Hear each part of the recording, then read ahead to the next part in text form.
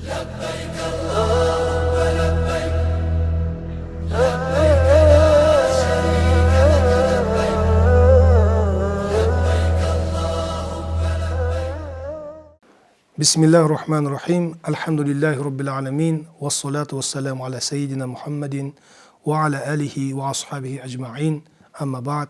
السلام عليكم ورحمة الله وبركاته. Баршаны жоқтан бар қылған, біздерді мұсылман еткен Аллаға мақтау, мадақтар болсын. Раббымыздың тура жолын өмірімен үлгі етіп жеткізген пайғамбарымызға Алланың салауаты мен сәлем болсын.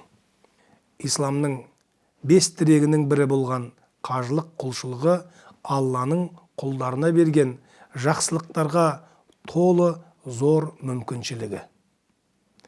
Қажылық сөзі араб тіліндегі әл-хаджу ұғымының баламасы. Тілдік мағынасы ұлық тұтқан нәрсеге талпыну және ниеттену, оны мақсат тұту.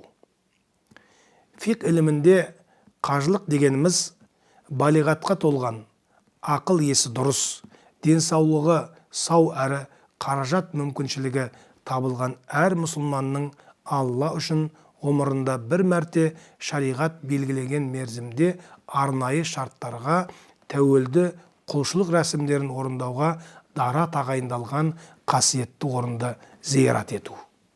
Құран-ы Кәрімде Алла Тағала қажылық жайлы бірнеше аятта баян еткен. Әл-Имран сүресінің 97-ші аятында былай дейді: Аузу биллахи минаш шайтанир раджим. Валиллахи алан-наси хиджул байти ман истата'a илейхи сабила ва ман кафара фа инналлаха ганиюн анил аламин. Садақаллахул азим. Алланың үйін зиярат етуге шамасы келетін әрбір адам үшін қажылыққа бару оның мойнындағы Алланың ақысы. Ал егер кімде-кім күпірлік қылып қажылықты жоққа шығарса, біліп қойыңдар, Алла ешкімге мұқтаж емес. Керісінше бүкіл ғалам оған мұқтаж. Аяттың мағынасында айтылғандай, Раббымыз ешкімнің құлшылығына, қажылығына мұқтаж емес. Керісінше күнәсі тау тасынан көп болған пенделердің мұқтаж болған қасиетті ғибадаты. Олай болса, бұл ұлы іс тек қана Алла үшін дұрыс ниет, шынайы ықыласпен, үлкен дайындықпен кірісетін амал. Қажылық барысында қажы бос істердің бәрін тастап, өзін көріп, бақылап тұрған Раббысының разы болатын қайырлы істермен ғана айналысуы қажет. Кез келген адам жолға шығар алдында керек азығын алғанындай, бұл қасиетті сапардың ең негізгі азығы болған тақуалықты ала шығу керек.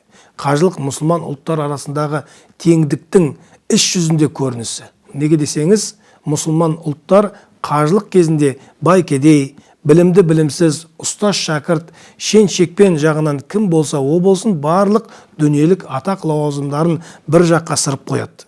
Киімдерін шешіп, бәрі бірдей аппақ ихрам киінеді.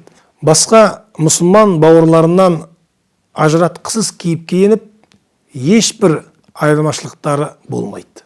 Еріксіз құлдың қиямет күні махшардағы сәттерін елестетеді. Қажылық мұсылмандар үшін сабыр мен талпынысты үйрететін мектеп. Қажылық мектебі үздіксіз ғибадат жасату арқылы нәпсінің тізгінін тартып, ауыздығын салады. Мұсылман бауырларды бір-бірін сыйлап, сыпайылық танытуға үйретеді. Қажылық сапары барысында ешбір қайтарымсыз мал жұмсау, Алла үшін не нәрсені болса да шығындау парасатты өседі. Қорыта келгенде, бармаған дарманда, барған дарманда қалатын осы қасиетті қажылық сапары пендеге өмірінде бір рет берілетін Алладан болған мүмкіндік. Бұл берілген нығметтен кейін де оған лайықты болуға тырысу әр қажының міндеті. Раббымыз баршамызға қажылықты және оны өзі разы болатындай күйде атқаруымызды нәсіп етсін. Әмин.